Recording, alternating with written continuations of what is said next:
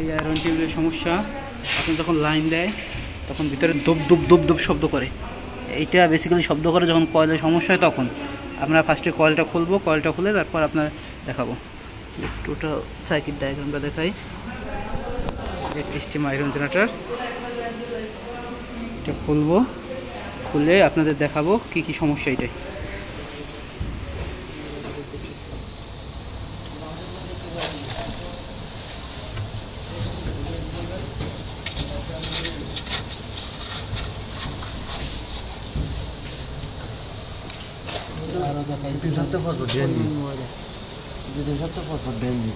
যদি ভিতরে ময়লা থাকে তাহলে স্টিম হবে কিভাবে ভিতরে?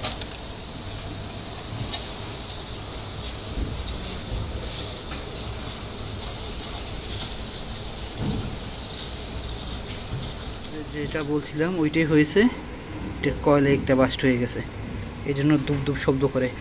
আমরা কয়েলটা চেঞ্জ করব, চেঞ্জ করে তারপর চালিয়ে তারপর আপনাদের দেখাবো। এটা ভিতরের অংশ, ভিতরে আমি সেন্সরটা দেখি সেন্সরের কী অবস্থা।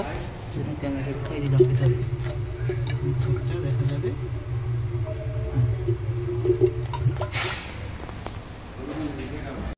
লাইন চেক করে দেখবো।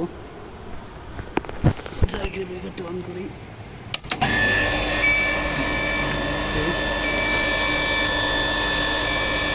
রাখতে দেন তো।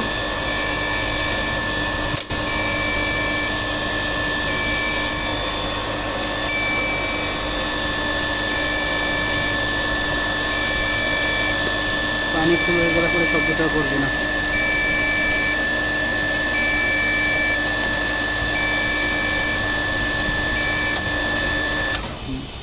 পানি ফুল হয়েছে, দেখি এখন হিট হওয়ার পর কী অবস্থা।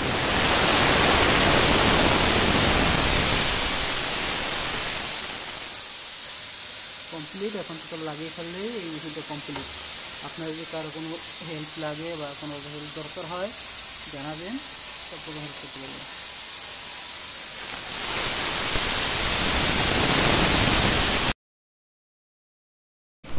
এইটা হলো প্রেশার বাল্ব।